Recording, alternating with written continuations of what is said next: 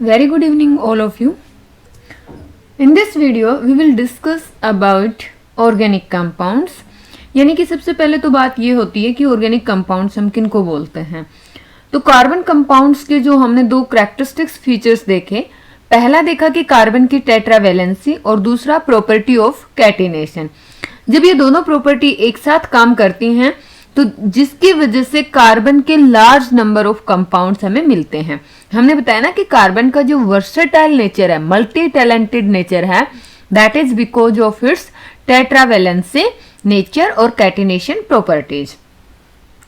Many have the same non carbon atoms और group of the atoms attached to different carbon chains. मतलब बहुत सारे ऐसे compounds भी हैं जिनमें कार्बन चेन के साथ नॉन कार्बन एटम या ग्रुप ऑफ एटम अटैच्ड हैं। These compounds were initially extracted from natural substances.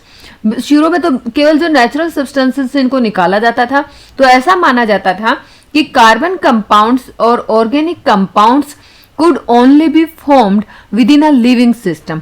ठीक है, क्योंकि नेचुरल सब्सटेंसेस से निकाल रहे थे, तो ऐसा लगता था कि जो कार्बन कंपाउंड या हम जिनको ऑर्गेनिक कंपाउंड बोलते हैं वो केवल लिविंग सिस्टम से ही बनते हैं।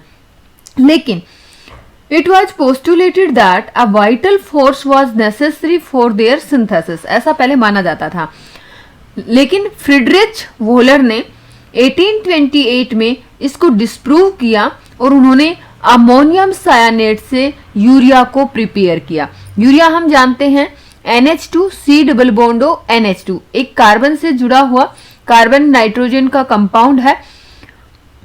यहाँ पे कार्बन कंपाउंड्स है except for carbides, oxides of carbon, carbonates, hydrogen carbonates, salt, they continue to be studied under organic chemistry. मतलब कहने का मतलब ये है कि ऑर्गेनिक कंपाउंड्स में जनरली हमारे ऐसे कंपाउंड्स आते हैं जिनमें मेन कार्बन रहता है, और शुरू में ये माना जाता था कि जो ऑर्गेनिक कंपाउंड्स हैं या कार्बन कंपाउंड्स हैं उनको केवल नेचुरल सोर्सेज से एक्सट्रैक्ट कर सकते हैं।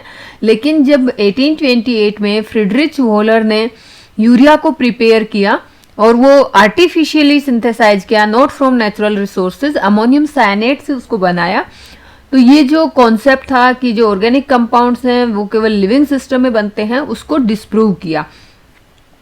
अब यहाँ पे मतलब हमने यही समझा कि जो ऑर्गेनिक कंपाउंड्स हैं वो कैसे हम उनको ड्राइव कर सकते हैं। तो आजकल मतलब जैसे कार्बन कंपाउंड्स अगर हम कार्बाइड्स, कार्बन ऑक्साइड्स, कार्बोनेट और हाइड्रोजन कार्बोनेट सॉल्ट छोड़ दें तो बाकी सारे जो कार्बन कंपाउंड्स हैं उनको हम आज भी ऑर्गेनिक केमिस्ट्री में स्टडी करते हैं। सो यहाँ पे इतना ही। Thanks for watching the video. जय हिंद।